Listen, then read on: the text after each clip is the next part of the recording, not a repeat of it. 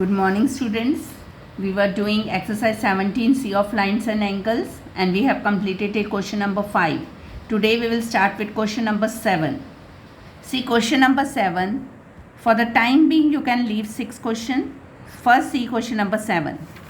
In 7 question, 2 parallel lines are given. One is given AB parallel to CD and other is given AD parallel to BC. We will take the first parallel line AB parallel to CD. We are taking this AB parallel to CD, and which will be the transversal? EB.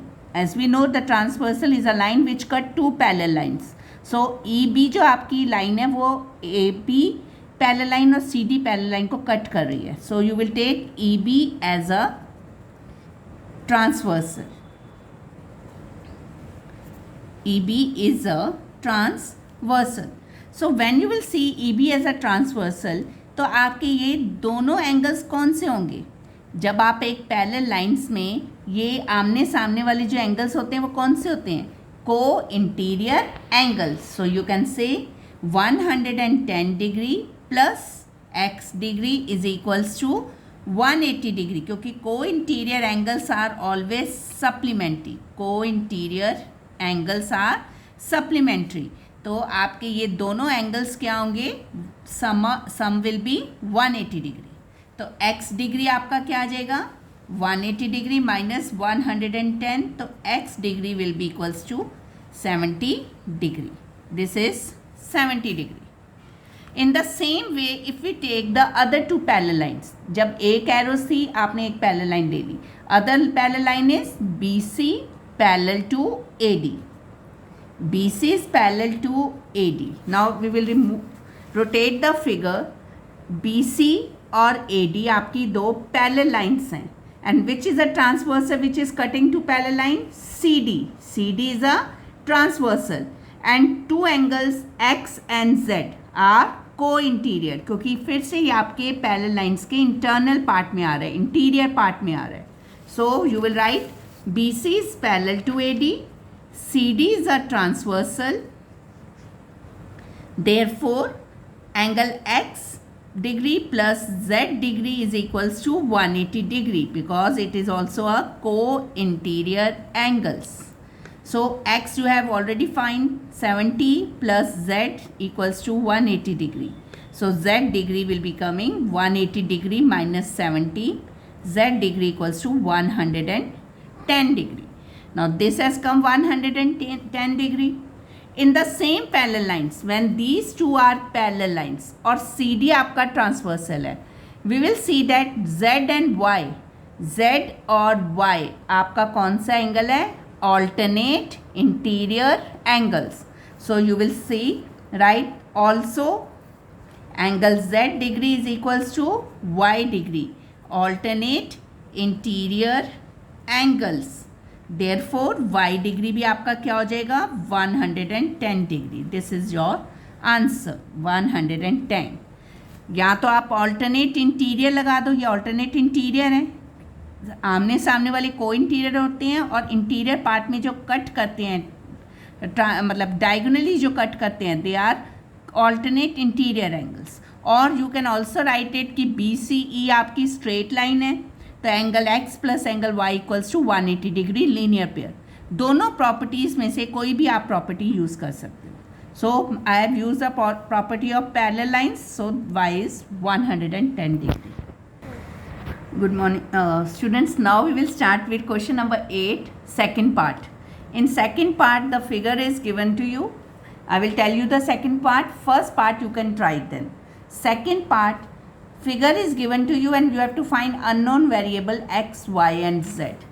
Little bit complicated, but see the parallel lines and then start the question. Parallel lines कौन सी दी आपको? AB is parallel to CD. First you will take AB is parallel to CD. और आप transversal कौन सा लोगे इसमें? क्योंकि ये दो अगर पैरेलल लाइन है तो BC भी कट कर रहा है. सो BC is a transversal. So when BC is a transversal, तो आप देखोगे ये एक तरह से आपका Z degree and this 70 degree, is an alternate interior angles.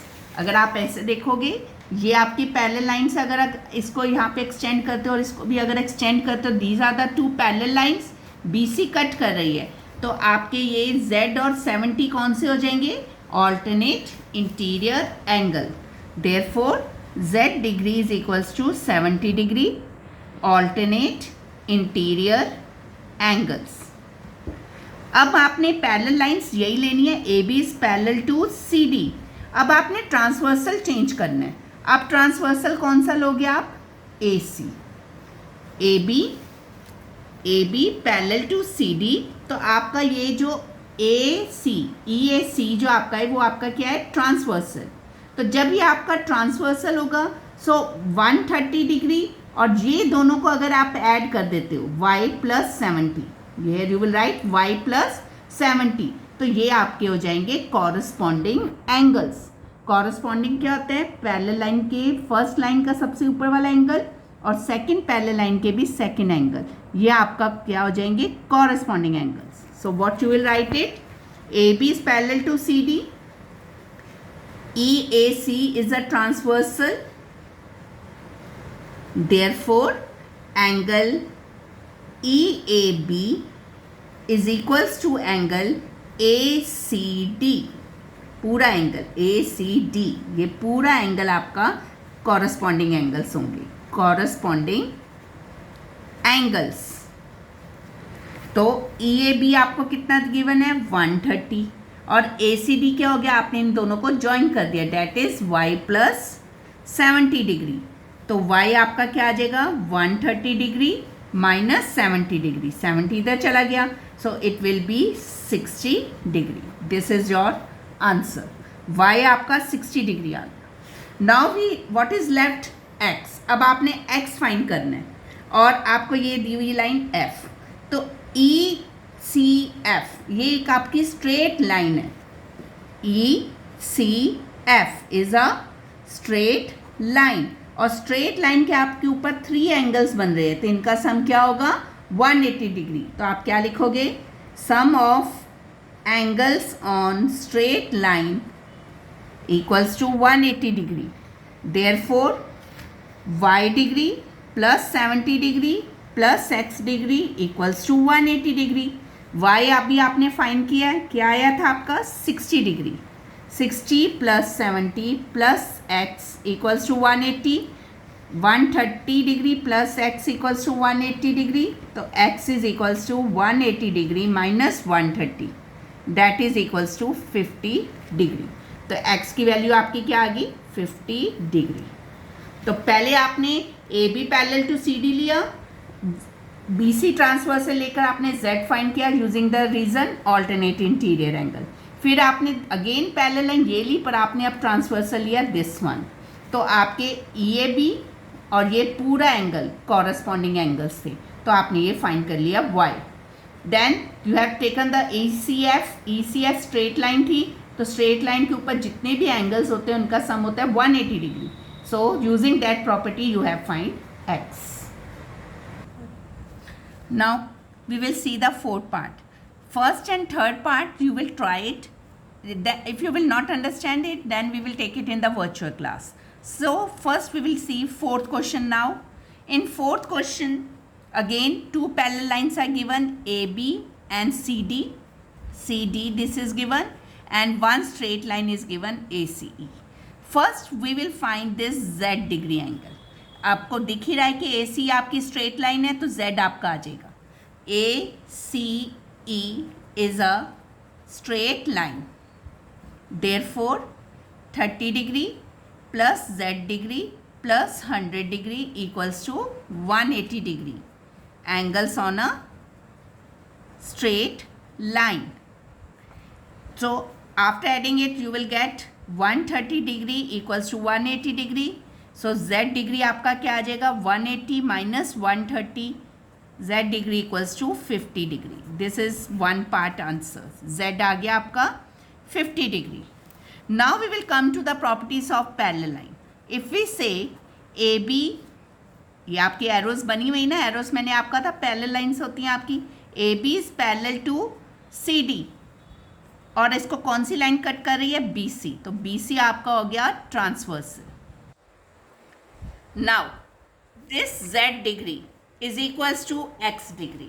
जब भी आपका ऐसे Z बनता है ना, Z, जब ये Z बन रहा है ना, ABCD, तो जब Z बनता है तो जिनके इंटीरियर एंगल्स होते हैं वो हमेशा ऑल्टरनेट इंटीरियर एंगल्स होते हैं। तो therefore X degree equals to Z degree, that is alternate interior angles. तो X डिग्री आपका क्या आ जाएगा, 50 डिग्री, क्योंकि Z आपने अभी फाइंड किया। ओके, नाउ अगेन आपने लिया AB is parallel to CD, पर अब मैं ट्रांसवर्सल ले रही हूँ AE। ये भी तो एक ट्रांसवर्सल है, अगर आप पैरेलल लाइन को यहाँ पे एक्सटेंड करते हो तो AE भी आपका क्या होगा, parallel transversal. AE is a transversal. तो ये y डिग्री और ये 100 डिग्री, ऊपर वाला इसका भी पैरेलल लाइन का ये नीचे वाला एंगल और इस वाली पैरेलल लाइन का भी ये वाला नीचे वाला angle, they are corresponding angles. So you will write y degree is equals to angle DCE. DCE. Y corresponding angles. तो therefore y degree आपका क्या आ जाएगा, 100 degree. This is your answer. First line का नीचे वाला एंगल, सेकेंड लाइन का भी जो ये नीचे वाला एंगल है, दे आर कॉरस्पॉन्डिंग एंगल्स। जब ये पैरेलल लाइन्स हैं तो ये वाला फर्स्ट एंगल और ये फर्स्ट एंगल कॉरस्पॉन्डिंग होते हैं। इसी तरह ये जो नीचे वाले एंगल्स हैं, they are also corresponding angles, so they are equal. Yes, now we will see question number 8, fifth part. Fifth part, in this part, this figure is given. Now, here the line AB is parallel to CD. ये line आपकी parallels हैं, arrows given है, and which transversal is there? AD. AD is a transversal. Now, what you will see, as I have told you earlier in the above figure, that when we will make Z, जब आप Z बनाते हो तो आपके alternate interior आते हैं। Now see ABDC, ये Z बन रहा है, it means this 35 degree will be equals to this one. So what you will write, angle BAD